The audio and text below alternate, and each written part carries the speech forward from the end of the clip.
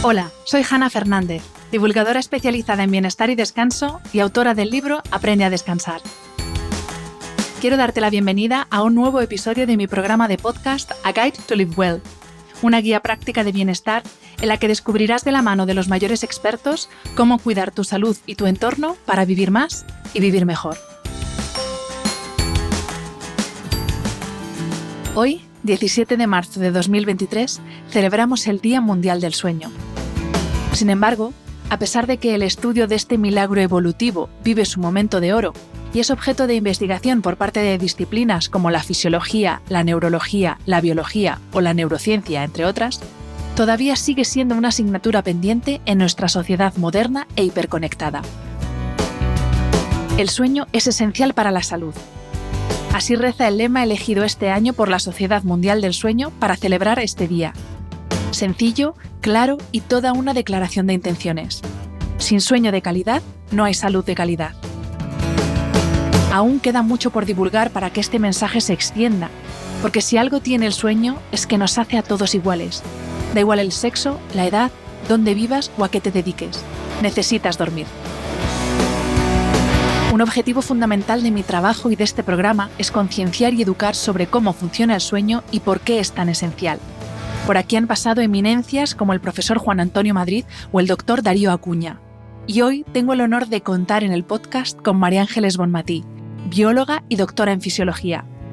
Su trabajo de investigación se centra en la cronobiología y su aplicación en el sueño, en los efectos de la luz sobre el sistema circadiano y en la cronodisrupción. Actualmente es investigadora en el CyberFest del Instituto de Salud Carlos III y acaba de publicar su primer libro, Que nada te quite el sueño. Prep for Thanksgiving at Whole Foods Market. Save now on no antibiotics ever frozen whole turkey. Just $1.49 a pound with Prime. Sales on brie and select seafood appetizers help get things started. For sides, go with wallet-happy favorites from 365 by Whole Foods Market. And finish with decadent desserts from the bakery. Or get your whole spread catered. Just order early. Get Thanksgiving ready at Whole Foods Market. Terms apply. My dad works in B2B marketing. He came by my school for career day and said he was a big ROAS man. Then he told everyone how much he loved calculating his return on ad spend. My friends still laugh at me to this day. Not everyone gets B2B, but with LinkedIn, you'll be able to reach people who do. Get a $100 credit on your next ad campaign. Go to linkedin.com/campaign to claim your credit. That's linkedin.com/campaign. Terms and conditions apply. LinkedIn, the place to be, to be. Bienvenida María Ángeles y muchísimas gracias por aceptar la invitación a este podcast. Pues muchísimas gracias a ti, Hanna, por haberme invitado a participar en él. Primero te quiero dar la enhorabuena por el libro, porque lo del libro es como tener un hijo. Yo no sé lo que es tener un hijo, pero sé lo que es un libro y es un parto, literalmente.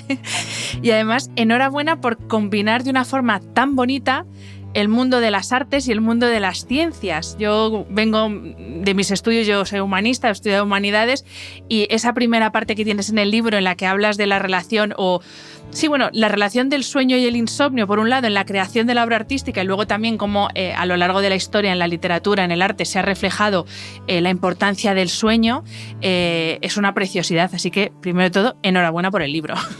Pues muchísimas gracias. La verdad es que he disfrutado muchísimo escribiendo todo el libro, pero es verdad que ese capítulo en concreto lo disfruté muchísimo porque yo, sin embargo, yo sí que vengo del mundo de la ciencia, ¿no? de la biología en concreto y de la fisiología, y es un campo que me era un poco ajeno, ¿no? Más allá de nivel usuario, ¿no? De cultura general y demás. Entonces, hacer esa labor de documentación, de leer tanto sobre el tema, pues también la verdad es que lo disfruté muchísimo y me ayudó a darme cuenta de que realmente el sueño ha estado presente en todas las expresiones artísticas desde que empezaron a producirse. Y bueno, también lo que comentabas, ¿no? Como la ausencia o la falta de sueño, pues también ha estado muy presente en la creación artística. Pues vamos a entrar en algunas de las anécdotas de las que hablas en el libro, no todas, porque para eso está el libro, para que vayáis, lo compréis y apoyéis a los autores, pero sí que te voy a preguntar por algunas algunas anécdotas que incluyes en el libro, y si te parece lo hacemos en orden cronológico, porque tú empiezas hablando de la mitología y cómo ya el tema del sueño, también en cierto modo vinculado al tema de la muerte, está presente principalmente en la mitología griega y después en la mitología romana. Y te quería pedir que nos explicaras brevemente la historia esa saga familiar, ¿no? Que empieza por himnos con tánatos, con los hijos de los hijos, y cómo todos esos nombres al final tienen mucho que ver pues con todo lo que estamos hablando del sueño y con ese campo semántico del sueño. Pues la verdad es que es muy interesante porque ya en la mitología se ve cómo se conocía ya un poco de lo que ahora sabemos con datos científicos y objetivos. De hecho, el dios del sueño es hijo de la noche y de la oscuridad. O sea, son las dos cosas que el ser humano necesita para dormir. Somos animales diurnos, por lo tanto nuestra actividad se lleva a cabo durante el día y dormimos durante la noche. Pero además es muy importante que la noche sea oscura. Y eso ya se reflejaba ahí, ¿no? Entonces, luego hijos de ahí, pues surge el dios de los sueños, etcétera. O sea, que realmente nos proporciona un marco muy interesante la mitología. Fíjate que en aquella época se desconocía todo lo que se conoce ahora y, sin embargo, ya nos da ciertas pinceladas de lo que realmente es el sueño. Y también cuentas que, según los griegos, la Vía Láctea también tiene, o el origen de la Vía Láctea tiene algo que ver con el sueño, ¿no? Sí, bueno, ellos contaban que fue a Zeus, a Hera, le pone al pequeño Hércules, ¿no? Prácticamente recién nacido, se lo pone, mientras ella duerme, se lo pone en el pecho para que él beba de esa leche y adquiera un poco la inmortalidad, ¿no? Y bueno, pues ella se despierta y sobresaltada pues de ese sobresalto, de ese manotazo que da, pues se dice que la leche salió disparada en todas direcciones y la que llegó al cielo formó la Vía Láctea y la que cayó a la tierra formó los lirios. Es un mito bonito también porque, bueno, vemos que el origen de algo tan relevante, ¿no? Como en nuestra galaxia, pues ellos la situaban en un momento de sueño también. Uh-huh. Súper bonito. Hablas también y haces un repaso por las principales religiones, no las que conocemos hoy en día, sino también religiones antiguas, y de nuevo hablas de lo presente que tenían el sueño estas religiones. Y te quiero preguntar, porque claro, ahora por ejemplo hay un tema candente en el ámbito de la nutrición que es el ayuno. Y lo que vemos es que lo que hoy tiene respaldo científico, o sea, hay muchos estudios que respaldan la importancia del ayuno en la alimentación, etcétera, ya tenían una presencia muy importante en religiones pues como la religión musulmana, cristianismo, judaísmo, y en este sentido el sueño también tiene algo así, o sea, tenemos esa presencia o esa importancia del sueño en las religiones y ahora tenemos ese respaldo científico de lo importante que es. Pues digamos que al sueño se le daba más importancia en las religiones, digamos, primitivas.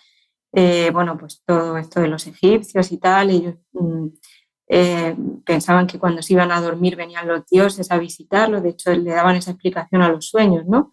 Que eran los dioses que venían a darles información importante para su vida, para sus experiencias, digamos, vitales.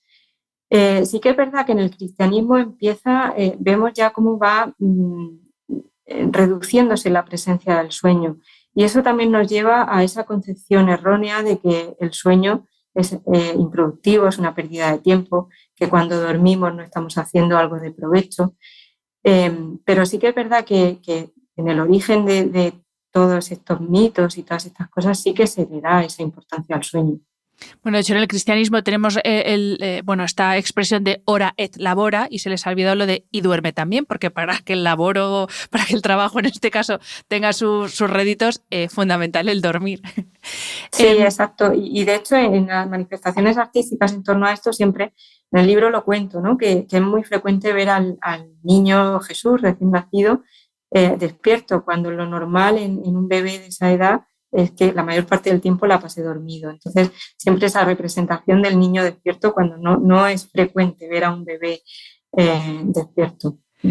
Decíamos al principio que hablas del sueño, pues como hemos estado mencionando con estas pequeñas anécdotas de la presencia del sueño en la creación artística, pero también el sueño, o mejor dicho en este caso, el insomnio, tiene su aquel en, bueno, no sé si decir como la musa de la creación artística de artistas y, bueno, y de personajes muy relevantes del mundo de la literatura, sobre todo, pues yo qué sé, bueno, es que mencionas muchos en el libro y tampoco lo quiero destripar, pero sí que me gustaría aprovechar esto para vincular con esa idea, yo creo que incluso a día de hoy, esa idea romántica que tenemos del insomnio, ¿no? Como fuente de inspiración y como esa persona que no duerme porque es tan creativa y tiene una cabeza tan a tope que por eso no duerme. Yo creo que incluso a día de hoy hemos mantenido esa idea romántica del no dormir. Sí, exacto. Y bajo mi punto de vista es un planteamiento erróneo porque, bueno, vamos a ver, para empezar, el insomnio es una faena que te ocurre, o sea, es una cruz que llevas. Entonces, en absoluto hay que verlo como una ventaja, ni en términos de creación artística, ni en términos de mayor brillantez, ni ninguna cosa así. Es cierto que ha habido autores, pues bueno, por mencionar uno, el caso de Kafka, que él mismo relata en unas cartas cómo ese insomnio le lleva a una situación, digamos, a una interfase, ¿no? Intermedia entre fantasía y realidad que le permite pues, hacer pues esa expresión artística que él hizo, esa obra maravillosa que nadie pone en duda. Y que él achacaba ese insomnio. Él consideraba que su insomnio era lo que le hacía escribir así. Sin embargo, nunca sabremos qué habría podido llegar a hacer Kafka en caso de dormir bien. No lo sabemos y quizá su obra hubiera sido incluso más impresionante. Por lo tanto, lo de romantizar el insomnio, pues es cierto que puede ser que haya habido gente con un talento excepcional que incluso de esa faena ha podido extraer algo positivo, pero para el común de los mortales no va a ser nada positivo. Entonces, esa idea romántica del insomnio y de la creatividad unida a eso, pues hay que desterrarla. Porque de hecho la creatividad precisamente se relaciona con dormir bien y precisamente con soñar, ¿no? Hablas también en el libro de la música y, bueno, tú hablas en concreto de obras musicales relacionadas con el sueño, pero yo te quiero preguntar una curiosidad que la verdad es que no me la había planteado hasta preparar esta entrevista contigo, y es el poder que tiene la música para ayudarnos a dormir. Y de hecho ahí tenemos las canciones de cuna, las nanas, incluso hay gente que necesita ponerse música para poderse quedar dormido, o al contrario, gente que se pone música y automáticamente se relaja tanto que se queda dormido. Entonces, ¿qué relación hay ya, más allá de lo bonito que es escuchar una música bonita, pero qué relación hay en esa fisiológica, por así decir, entre la música y el sueño? Pues algo debe haber porque de hecho desde siempre el canto, la música se ha utilizado para tranquilizar y para ayudar a dormir a los niños pequeños. Y estoy hablando no recientemente, sino desde, bueno, se tiene noticia, creo que es la primera nana, pues hace muchísimo tiempo que está datada eh, esa utilización de la música para tranquilizar y para dormir. Además, a lo largo de la historia, pues se cree que bueno, pues, reyes y dirigentes que padecían de insomnio pues recurrieron a músicos de la época para intentar tratar este problema. En cuanto a las propiedades de la música, bueno, pues hay que tener en cuenta que todo aquello que nos lleve a un estado de relajación va a ayudarnos a dormir. Además, pues parece ser que hay obras que por sus características determinadas contribuyen a producir ese estado de relajación. La activación mental, el estrés, el nerviosismo, todo eso va en contra del sueño. Todo lo que haga lo contrario lo va a favorecer. Entonces, el papel de la música aquí, pues está ahí. Luego también es verdad que hay diferentes estilos de música, ¿no? Lo normal es que una música muy, digamos, cañera, ¿no? De rock y tal, pues no nos ayude a dormir. Sin embargo, pues a lo mejor hay una persona a la que le relaje ese tipo de música y oye, pues ¿por qué no? No sé si tienes o si has estudiado, si has podido estudiar algo de lo que se habla ahora también mucho en relación con el sonido y el sueño, que es la utilización del sonido binaural para entrar en estados de mayor relajación que nos permita dormir. No sé si, porque en el libro, perdón, no hablas de ello, pero no sé si tienes algo o si todavía no hay suficiente respaldo científico, que es una cosa que pasa mucho ahora, que salen 4 papers, se publican por todas partes y parece que hay un tropecientos mil papers que avalan una teoría, pero no sé hasta qué punto hay un respaldo científico en ese sentido. Pues la verdad es que no me he metido en eso en profundidad. Sí que he leído algo, pero ciertamente hay que llevar cuidado con estas cosas porque a menudo, como bien dices, surge un pequeño estudio, una investigación que probablemente al cabo del tiempo se confirmen esos resultados. Pero hay que ser cauto porque enseguida en torno a todas estas cosas empiezan a surgir ideas de negocio que no siempre van a repercutir en un mayor bienestar o en una solución y en una fórmula mágica para dormir bien. Sí que es verdad que se sabe que todo lo que sea fijar la atención en un estímulo que nos distraiga por ejemplo, de un pensamiento recurrente que estemos rumiando, una preocupación excesiva que tengamos en la cabeza a la hora de ir a dormir, pues todo lo que sea fijar la atención en otra cosa, por ejemplo, un sonido, puede ir bien. Igual que lo típico de contar ovejitas, ¿no? Todo lo que sea desviar la atención de aquello que nos preocupa nos puede venir bien. Fíjate, ¿no? Tú lo sabes perfectamente porque lo has escrito y lo has estudiado, pero para que la gente que nos escucha entienda lo importante que es esto de dormir, prácticamente todas las especies animales que hay sobre la faz de la Tierra, aparte de la especie humana, presentan alguna forma de sueño. Y también me ha encantado la parte del libro en la que recoges curiosidades de cómo duermen animales tan dispares como un insecto, como es una hormiga, a cómo duerme una jirafa, las ovejas. Entonces, cuéntanos algunas curiosidades. Y también lo de los delfines y algunos tipos de aves que duermen con hemisferio sí, hemisferio no, que esto ya te quedas loco pensando esto. Cuéntanos algunas curiosidades del mundo animal fuera de la especie humana. Pues realmente este capítulo también me gustó mucho escribirlo y la idea de incluirlo fue precisamente demostrar cómo la evolución ha mantenido el sueño contra viento y marea, pese a ser un proceso que te deja desconectado del mundo y sin capacidad de reacción. Y cómo a lo largo de la evolución han surgido distintas modificaciones del sueño que les permiten a esas especies continuar durmiendo con las menores desventajas de hacerlo. Entonces, bueno, lo que comentabas, el sueño unihemisférico es muy interesante porque, bueno, se ha estudiado en cetáceos, en el delfín, es el caso más conocido, y lo que ocurre es que el delfín no para dormir. Lo que hace es que pone a dormir la mitad del cerebro y la otra se mantiene alerta y así va alternando las dos mitades del cerebro, una durmiendo y otra despierta. Y eso le permite, bueno, pues estar recorriendo, nadando, subiendo a la superficie a respirar, etcétera. Hay que pensar que un animal como ese, que requiere del aire, porque sabemos que suben a la superficie para respirar, no puede permitirse pasar 8 horas, como nosotros, durmiendo debajo del agua. Pasa algo parecido con las aves las que hacen migraciones, ¿no? Dependiendo de la estación del año, tienen que recorrer largas distancias y a menudo no pueden permitirse el lujo de parar, descansar y volver a retomar el vuelo porque eso les haría probablemente llegar tarde, ¿no? a donde van. Entonces, pues en algunas aves también se ha descrito esto. Luego hay cosas curiosas, ¿no? Como por ejemplo hay aves que cuando duermen se les bloquean las patas de manera que se quedan ancladas a la rama del árbol o donde estén durmiendo para no caerse.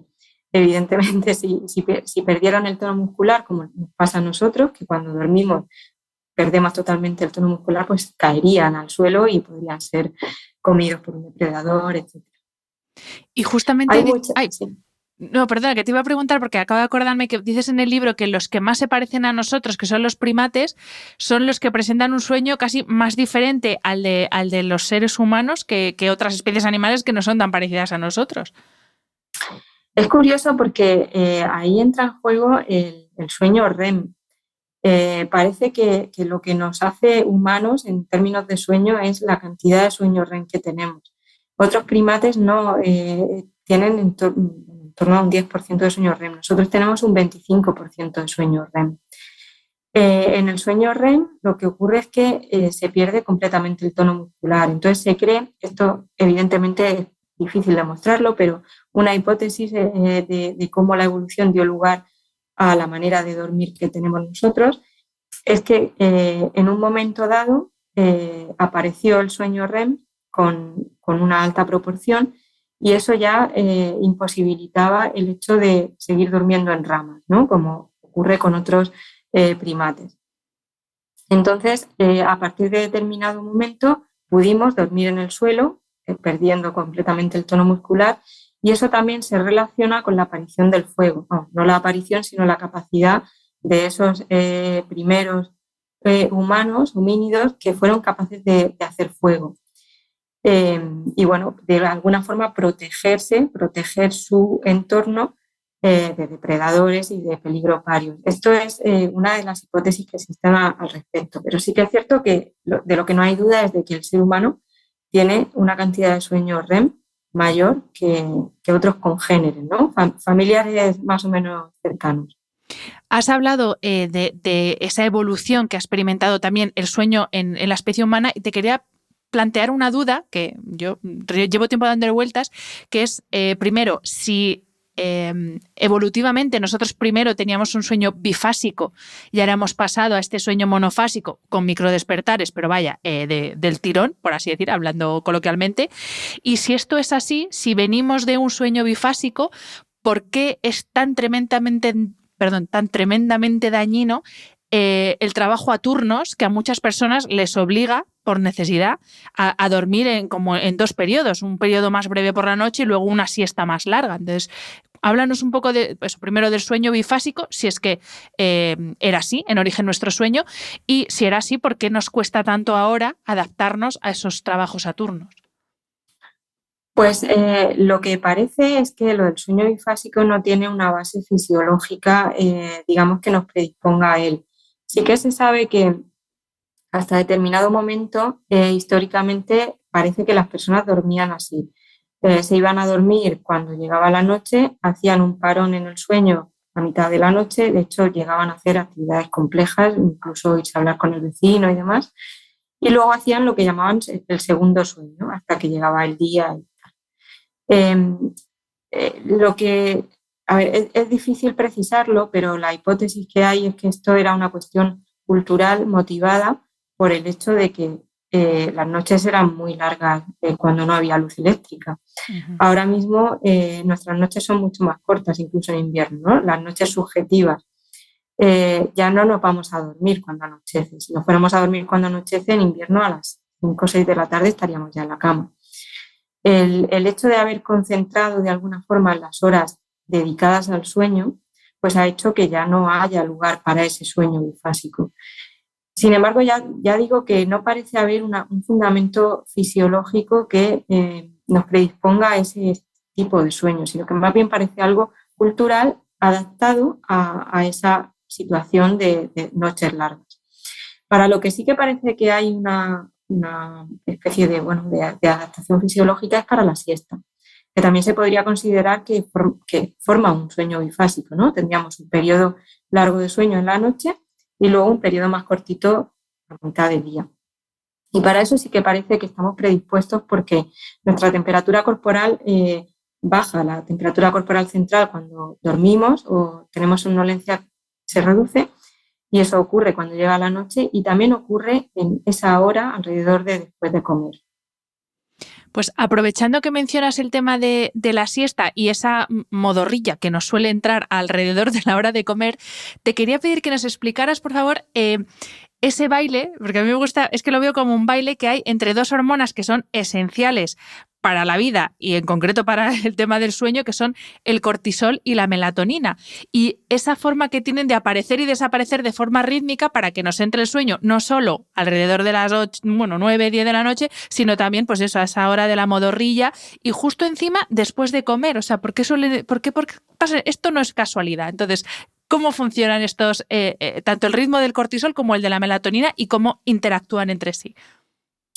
Pues esto es una cuestión compleja, porque la melatonina que se segrega en la glándula pineal que tenemos en el cerebro tiene un patrón circadiano y se empieza a elevar cuando llega la noche. Y además tiene otra regulación extra, no solo ese ritmo circadiano endógeno, sino que además cuando nos exponemos a la luz por la noche, esa secreción de melatonina por parte de la pineal se inhibe. Y luego, por otro lado, la melatonina no solo se segrega por la glándula pineal, sino que tenemos un montón de tejidos en el organismo que producen también melatonina de forma local. Y uno de estos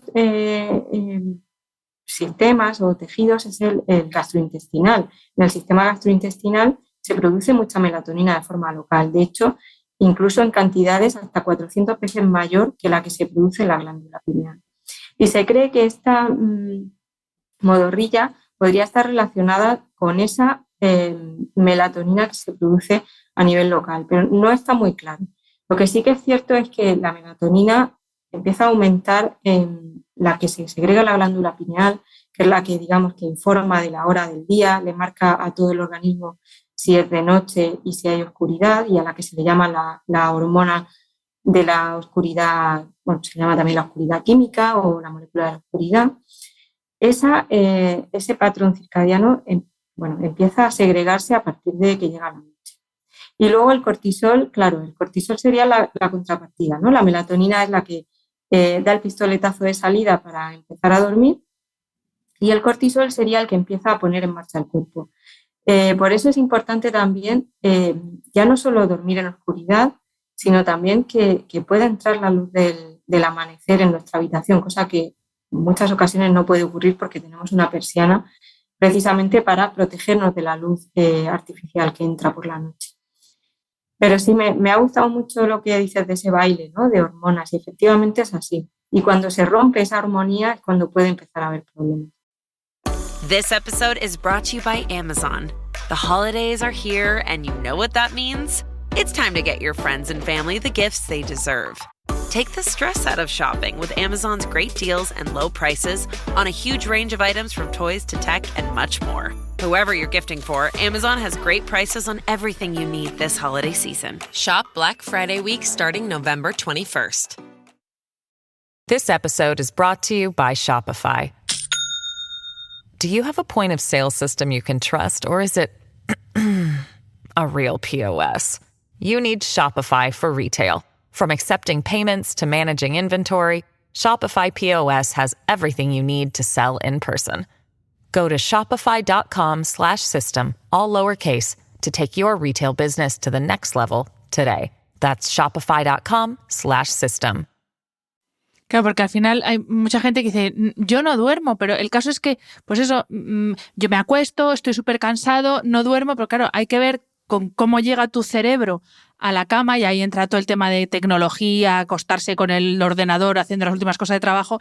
Claro, si en tu cerebro hay cortisol por un tubo, si hay cortisol no hay melatonina, ¿no, María Ángeles? Esto es así. Si hay cortisol no hay melatonina, más o menos. Hombre, es que puede ser que ya no haya cortisol, pero que tampoco haya melatonina, precisamente porque estamos enviando una información errónea al cerebro. Estamos poniendo una pantalla luminosa que muchísima gente tampoco tiene en cuenta lo de bajar el brillo, en fin, estamos enviándole una información al cerebro de que es de día cuando no es de día, y cuando lo que tendría que estar recibiendo es información de que está llegando la noche, que está llegando la oscuridad, para que se pongan en marcha esos mecanismos, para que la melatonina empiece a segregarse y a vertirse, ¿no?, al torrente sanguíneo, a informar al cerebro y al organismo completo de que ha llegado la noche.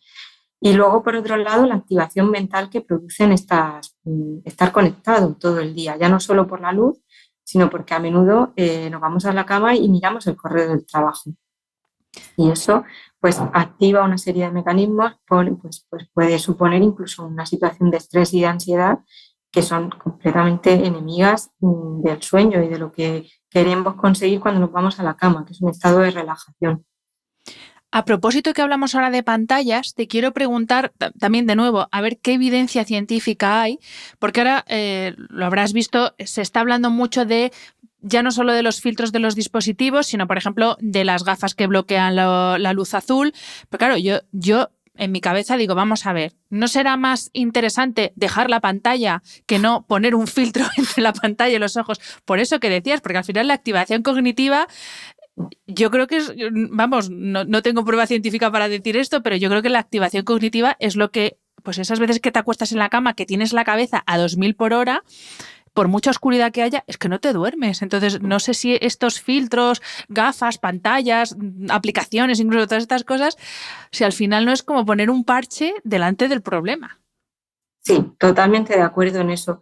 Pero también es lo que comentábamos, que en torno al sueño hemos pasado de no darle importancia al sueño y de no prestarle atención a ponerlo sobre la mesa y que enseguida empiecen a surgir ideas de negocio. Entonces hay que llevar cuidado porque todos estos filtros, todas estas cosas que se están vendiendo, en la mayoría de los casos no son necesarias y te lo están vendiendo como una forma de proteger tu salud cuando realmente lo que tienes que hacer es intentar apartar el móvil, no ponerle, como bien dices, un filtro que sí, que probablemente va a modificar el espectro de la luz que emite esa pantalla, pero no nos va a ayudar a desconectar de eso que estamos viendo. Efectivamente, la activación cognitiva tiene un poder tremendo a la hora de conciliar el sueño y de contribuir a esa dificultad para conciliarlo. Y bueno, pues es que van surgiendo, a medida que se va tomando conciencia del asunto del sueño, van surgiendo cada vez más ideas, ¿no? Ideas de negocio y hay que llevar mucho cuidado porque y siempre tener un ojo crítico y si se tienen dudas, consultar con una persona experta sin conflicto de intereses en ese negocio y bueno, un poco protegernos también, igual que ocurre en la nutrición o igual que ocurre en otros aspectos. Antes hablábamos de ese baile cortisol-melatonina y ahora te quiero preguntar por otro baile, entre comillas, entre dos indicadores, indicadores fisiológicos que también tienen se modifican de forma rítmica, por así decir, dependiendo de estado de vigilia o estado de sueño. Uno lo has mencionado ya, que es la temperatura corporal, y otro es la frecuencia cardíaca, que esto la gente lo mismo no piensa tanto en cómo varía nuestra frecuencia cardíaca. O sea, sí que pensamos que cuando hago ejercicio sí que sé que la frecuencia cardíaca aumenta, pero también cuando dormimos cambia nuestra frecuencia cardíaca, igual que la temperatura corporal. Sí, de hecho, bueno, el sistema cardiovascular funciona de diferente manera cuando estamos durmiendo que cuando estamos despiertos. Y de hecho, en las distintas fases del sueño también se modifica esa frecuencia cardíaca. Esto es importante conocerlo porque, de hecho, muchas enfermedades cardiovasculares se han relacionado con la falta de sueño, con dormir poco. Dormir poco se ha relacionado con una mayor probabilidad de accidentes cardiovasculares, cerebrovasculares, con hipertensión, en fin, cosas importantes y que pueden suponer un riesgo para la vida incluso. Entender que dormir lo suficiente va a contribuir a proteger el sistema cardiovascular es fundamental. A menudo pues nos venden 1000 cosas para que si relajación, que si no sé qué, pues a lo mejor simplemente con dormir bien estás asegurando un poquito tu vida y eso hay que tenerlo en cuenta. Bueno, ahora cambio totalmente de registro, pero es que me llamó mucho la atención que en parte de tu investigación postdoctoral se centró en, bueno, lo voy a leer tal cual porque, bueno, fue en un proyecto cofinanciado por la Agencia Espacial Europea y en concreto el estudio fue, o el ámbito de investigación fue sueño y ritmos biológicos durante el reposo prolongado en cama, un modelo de los efectos de la microgravedad y el envejecimiento. Y claro, te voy a preguntar, ¿cómo duerme un astronauta? Porque claro, ya, o sea, es que yo leo esto y digo, ¿cómo se duerme ahí en el espacio teniendo en cuenta la alternancia luz-oscuridad? Allí no es la misma que aquí. Encima, claro, esto es como un jet lag, pero a lo bestia, porque estás viajando a no sé a cuántos miles de kilómetros por segundo viajan, o sea que ni siquiera es un jet lag como el que podemos experimentar aquí de irte a Estados Unidos o irte a Asia. Entonces, ¿cómo es? Primero, ¿cómo es el sueño en una nave espacial? Y segundo, ¿cómo afecta realmente, ya volviendo a la Tierra, pues esos cambios de uso horario y esos cambios incluso de una zona a otra? Unos están en una estación y otra zona está en otra estación. Entonces, ¿cómo nos afectan todos esos cambios del entorno? Pues mira, cuando estuve haciendo el postdoc en Reino Unido, entre Reino Unido y Francia, Ese estudio fue un modelo de microgravedad. Realmente no estuvimos en el espacio ni nada de esto. Lo que hacíamos era tener a los 20 voluntarios que participaron en el estudio, los teníamos durante 2 meses en cama y además con la cabeza hacia abajo, con un poquito de inclinación. Ese modelo lo que hace es simular lo que se produce en el cuerpo cuando no hay gravedad o cuando la gravedad está muy reducida. Se produce una redistribución de los fluidos, se producen efectos similares a los que se producen en microgravedad. Por ejemplo, hay una degeneración ósea, hay una pérdida de masa muscular. En fin, se ven afectados la mayoría de los aspectos de la salud. Entonces nosotros lo que hacíamos era estudiar el sueño en estas condiciones y los ritmos circadianos. Pero bueno, volviendo a tu pregunta de cómo se duerme en el espacio, pues obviamente como yo no he estado allí, sí que he leído mucho y tal, pero quise contar con un testimonio de primera mano. Entonces contacté con Pedro Duque, que muy amablemente respondió a todas las preguntas que le hice. Y bueno, él me contaba que su experiencia personal no había sido mala. Él no había tenido una mala relación con su sueño mientras estuvo en la Estación Espacial Internacional. Pero claro, sí que me contó cuáles son las circunstancias allí. Las circunstancias, obviamente, para empezar, no hay gravedad. Y eso que parece una tontería, porque lo tenemos muy asumido aquí en la Tierra, pero no es una tontería, porque, por ejemplo, empezando por cuando nos vamos a la cama, ¿no? Nosotros nos vamos a la cama, nos ponemos sobre el colchón y automáticamente nos relajamos porque hay una fuerza gravitacional que nos está ayudando a ello. Allí arriba no. Allí arriba uno tiene que relajar su musculatura de forma consciente, porque no hay nada que le ayude. Él me contaba también que hay gente que necesita notar el peso como si fueran unas mantas o simplemente la presión del colchón sobre la espalda. Y eso, bueno, lo consiguen. Ellos duermen en una especie de sacos de dormir que atan a una de las paredes y se presionan un poco su propio cuerpo con una especie de cinturones y bueno, pues incluso la cabeza, porque la sensación de no notar un peso de la almohada, o sea, el propio peso de tu cabeza, pues es desconcertante y puede suponer un problema para conciliar el sueño. Él me hablaba también de contracturas musculares que son muy frecuentes cuando uno va, sobre todo por primera vez allí. Y el tema del ciclo de luz y oscuridad, que obviamente aquí lo tenemos súper asumido, pues él me contaba que allí funcionan con días de 24 horas y llevan el horario estándar de Greenwich, me parece. Y bueno, tratan de funcionar así, llevando jornadas laborales parecidas a las que llevarían en la Tierra, pero evidentemente hay algo que cambia totalmente. Pero sí que es cierto que en la NASA y en la Agencia Espacial Europea tienen muy en cuenta el sueño, porque saben que un deterioro del sueño va a conllevar una serie de problemas de salud añadidos a los que ya puede suponer la condición propia de la microgravedad. Entonces lo tienen muy en cuenta, protegen el sueño, protegen la sincronización circadiana. Él me contaba que si en algún momento hay que hacer alguna actividad dentro de lo que sería la noche, pues durante días antes intentan ir adaptándose a ese horario. En fin, que es un asunto que se tiene muy en cuenta allí, en el espacio. Hombre, es que un fallo en esas circunstancias claro. No es como equivocarte tú aquí y poner un 0 de más en un balance contable. Claro, aquí un fallito allí pues puede ser una cosa bastante tremenda. Sí. Qué curioso, me parece curiosísimo. Y vale, pues María Ángeles, para ir entrando en la última parte de la entrevista, te voy a lanzar aquí unos cuantos mitos que todavía existen y se siguen compartiendo alrededor del sueño para que tú, desde el conocimiento científico que tú tienes y desde la experiencia que tienes, de una vez por todas los desmontes ya. Primero de todos.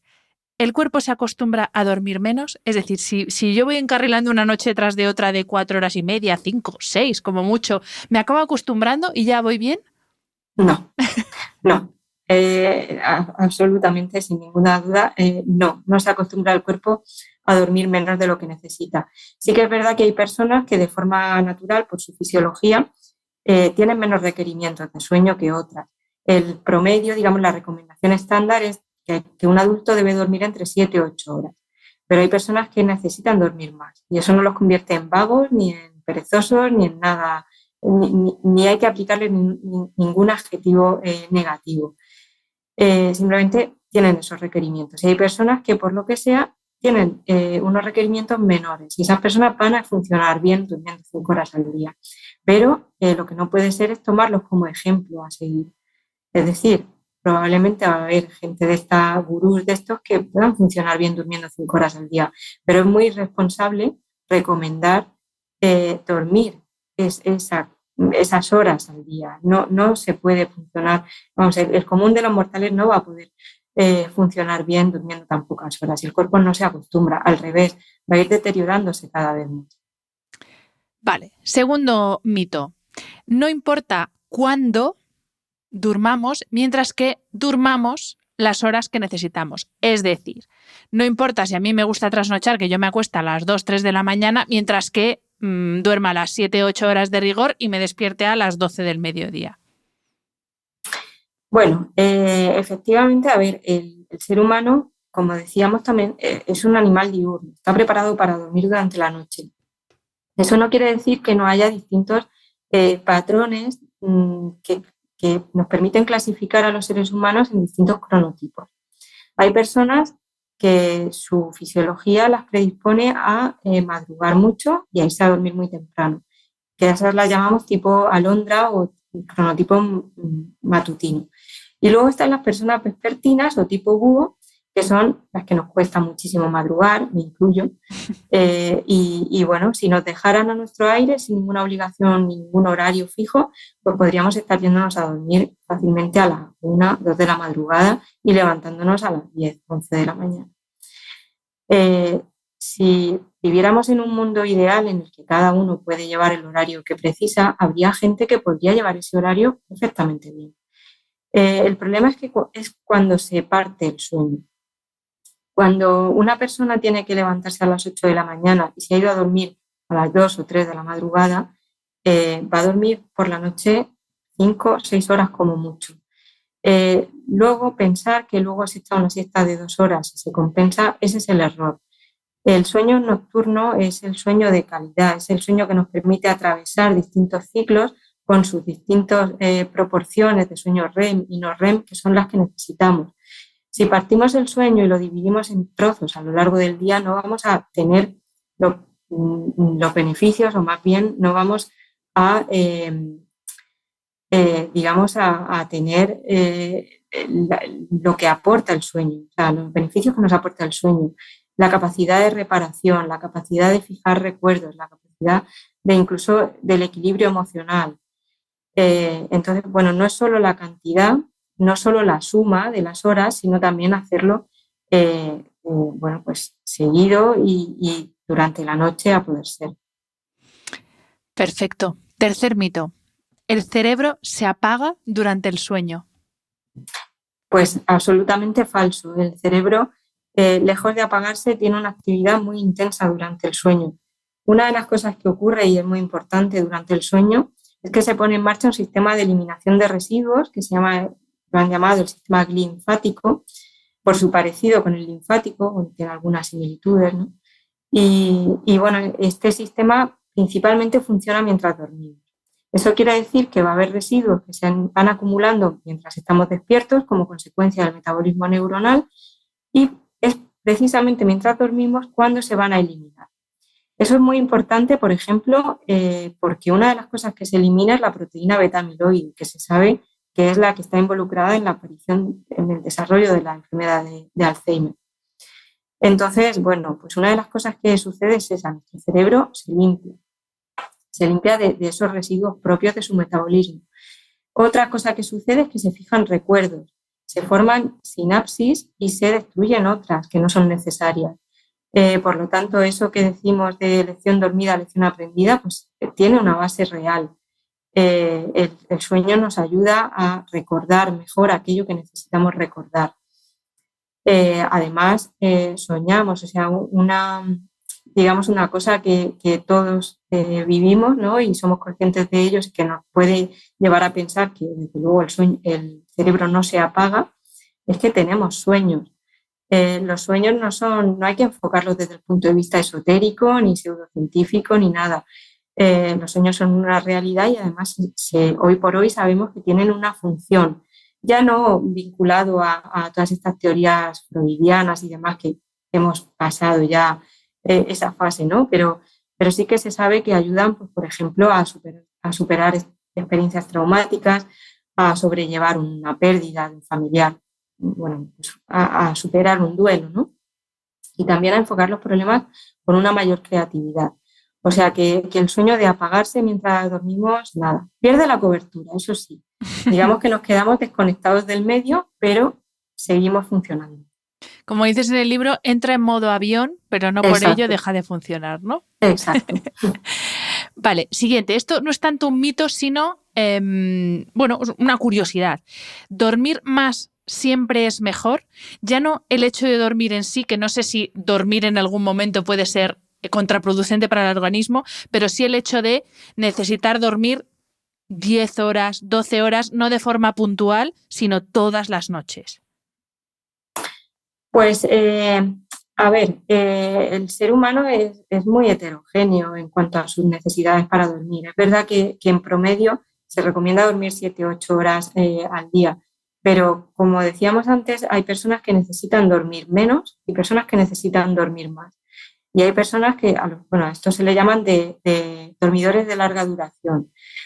Habría que ver de qué grado estamos hablando, porque evidentemente pues un exceso ya claro de sueño que sobrepase todos los límites pues puede estar, pues puede tener una base patológica, ¿no? Que por lo que sea pues hay algo que no está funcionando bien y hay que estudiarlo y hay que abordarlo, bueno, pues ver cuáles son las causas de esa hipersomnia, ¿no? De esas personas que están durmiendo tanto, sobre todo si eso aparece en un momento determinado de la vida y no había aparecido antes.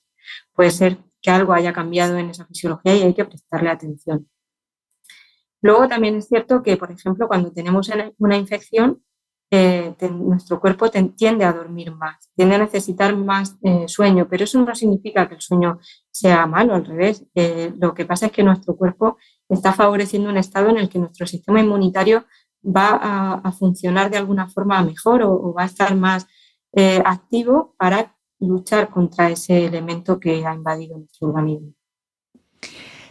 Y último, esto no es un mito, porque además es una cosa bastante compleja, pero hay personas que no pueden dormir en oscuridad total. Y de hecho hay muchos niños, esto ya obviamente es por tema de miedos y demás, que no pueden dormir si no se les deja una lamparita encendida, una luz encendida. Entonces, claro, aquí la pregunta es, ¿qué es peor? ¿Que por el hecho de estar a oscuras tengan miedo, no duerman? ¿O que se duerma con una luz encendida que, según tengo entendido, incluso con los ojos cerrados, la luz, o sea, la información lumínica llega al cerebro? Aquí, ¿cómo se gestiona esto? Que habrá muchos padres y madres escuchándonos que se ven en esta situación y dicen, ¿qué hago? ¿Qué es peor, el remedio o la enfermedad? Pues es una cuestión compleja y no es fácil de responder, pero bueno, ciñéndonos a lo que sabemos, bueno, pues el miedo a la oscuridad es una cosa que puede ser atávica, ¿no? El ser humano es un animal diurno, está preparado para estar despierto durante el día. En la noche no vemos igual de bien, por ejemplo. Es normal hasta cierto punto que un niño tenga una cierta predisposición a tenerle miedo a la oscuridad, pero lo ideal, y es verdad que esto no siempre es realista porque, bueno, pues vamos como vamos en el día a día, lo ideal sería hacer un ejercicio de acompañamiento y de hacerle ver a ese niño que la oscuridad no es peligrosa per se, que está en un ambiente seguro, que en su habitación no va a pasar nada aunque esté oscuro, que la noche es oscura y que necesitamos también la oscuridad para estar bien. Y bueno, educar también desde ese punto de vista. Es verdad que la solución de poner una lamparita de estas que se enchufan en la pared, pues puede resolver el problema de que el niño no duerma o que le coja aversión a dormir, pero quizá se podría intentar combinar ambas cosas, ¿no? Llegar a un equilibrio en el cual, vale, vamos a empezar poniendo la lamparita, pero la lamparita no se va a quedar toda la noche ni la lamparita va a estar todos los días. O sea, intentar llegar a un punto de equilibrio para que el niño también aprenda que la oscuridad no es peligrosa per se. Hay peligros en el mundo pero no siempre, no tienen por qué ir unidos a la oscuridad. Intentar educar entendiendo también que ese miedo tiene cierta base biológica, o sea que comprendiéndolo todo y entendiéndolo todo, y bueno, y paciencia, porque al final pues el sueño en los niños o su ausencia pues trastoca también el sueño de los mayores y eso también nos pone en una situación de que la paciencia se agota y uno necesita dormir como sea, y a veces pues si la solución es poner la lamparita, pues tampoco hay que agobiarse por eso. Cero extremismos en esto. Pues María Ángeles, para terminar la entrevista y haciendo alusión al título de tu libro, Que nada te quite el sueño, ¿qué es lo que nos quita el sueño a los españoles? Ya, porque aquí, bueno, es verdad que tú has estudiado fuera, tienes conocimiento de otros países, pero bueno, aquí en España, ¿a qué es a lo que tenemos que prestarle más atención, que nos está quitando el sueño y por extensión nos está robando la salud? Bueno, pues aparte de las preocupaciones que pueden derivar incluso en situaciones de problemas de salud mental, tenemos pues cada día más casos de depresiones, de situaciones de ansiedad, en fin, asuntos serios de salud mental que habría que abordar y que están muy relacionados los problemas de sueño pueden ser un síntoma y también una consecuencia de esos problemas. Pero bueno, ya yendo a algo más práctico, bueno, pues cenamos muy tarde los españoles. Habría que dejar un tiempo entre la cena y el comienzo del sueño. La digestión de los alimentos no se lleva excesivamente bien con el sueño nocturno. El prime time de televisión es excesivamente tardío en España. Un programa de máxima audiencia puede estar empezando fácilmente a las 11 de la noche y terminar más allá de la 1 de la madrugada. Y son programas que al final la gente tiene derecho a ver, porque después de un día de trabajo y cada uno se relaja como quiere y efectivamente pues tiene derecho a ver esos programas y ya está, y relajarse y demás. El problema es eso, que las televisiones también tienen una responsabilidad sobre la salud de sus televidentes, ¿no? Entonces, adelantar un poquito ese horario pues redundaría en una mejor salud de los ciudadanos, porque está muy bien ver un programa hasta que acabe, pero el problema es que al día siguiente hay que levantarse, porque la mayoría de la gente tiene una obligación que le obliga a poner el despertador a las 7, 8 de la mañana. Y esto, sobre todo, es especialmente preocupante en el caso de los adolescentes, que a menudo hay pues, programas, no voy a citar ninguno, pero creo que tenemos en mente, ¿no?, todos los programas de máxima audiencia, programas que además enganchan mucho a los jóvenes y a los adolescentes, y se están quedando a verlo hasta que termina. Y luego además sigue la discusión en las redes sociales, ¿no?, porque está el programa y el postprograma en redes. Entonces, pues esa es una de las cosas que tendríamos que valorar, y los programadores de televisión pues asumir que es también responsabilidad suya. Bueno, no sé hasta qué punto esto interesa, porque si la gente va empanada por la vida, lo mismo protesta menos. Esto ya es meternos en camisa de 11 varas, pero sí, yo es una cosa que me pregunto, digo, si todos se pusieran de acuerdo en adelantar la hora del prime time. Y es que, bueno, a mí no me importa, como este programa es mío, yo digo, yo veo El Hormiguero casi todos los días, y muchas veces cuando llaman a alguien tipo 11 de la noche, bueno, es verdad que lo voy a empezar, pero nunca lo voy a acabar, pero de esto que llaman para sortear algo, y dicen, no, pues aquí cenando, y yo digo, Dios mío, son las 11 de la noche y está cenando viendo la tele, y digo, luego pretenderá dormir bien. Sí, y bueno, luego también lo que nos quita el sueño es el ruido. Hay personas que están sufriendo problemas de ruido nocturno hasta altas horas de la madrugada, derivado ya no solo, también, y muy importante, el ocio nocturno, que genera muchísimo ruido en las ciudades, pero también pues elementos de limpieza de vía urbana. A menudo, pues, bueno, todas las noches están pasando sin parar, dando vueltas máquinas que hacen muchísimo ruido, y que evidentemente limpiar las calles es necesario, pero hay que hacerlo a una hora en la que no perjudique la salud y el sueño de los ciudadanos. Pues anda que no tienen trabajo nuestros políticos ni nada con esto del sueño. Pues María Ángeles, muchísimas gracias por tu tiempo, gracias por el libro y enhorabuena porque de verdad que me ha encantado y nada, espero verte de nuevo por aquí por el podcast para seguir hablando. Bueno, es que nos hemos dejado muchas cosas de la cronodisrupción, el tema del trabajo a turnos, porque es que tengo mucha gente en mi entorno que trabaja a turnos y yo me he propuesto darles una solución. Así que espero verte de nuevo por aquí por el podcast. Muchísimas gracias. Pues muchísimas gracias a ti. Un saludo.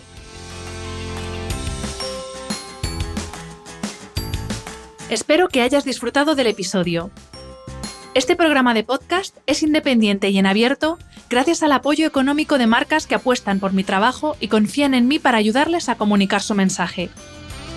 Los expertos que aceptan mi invitación a intervenir en este programa no tienen ningún tipo de vinculación con dichas marcas a menos que se especifique lo contrario. Y todo el contenido de mi podcast, página web y redes sociales que haya sido patrocinado irá acreditado como tal. Gracias por ayudarme a que este proyecto siga siendo viable e independiente visitando la web de mis anunciantes, dejando reseñas, comentarios y valoraciones en las distintas plataformas de reproducción y compartiendo mi contenido en tus redes sociales. Mil gracias por estar al otro lado. Nos escuchamos en el próximo episodio.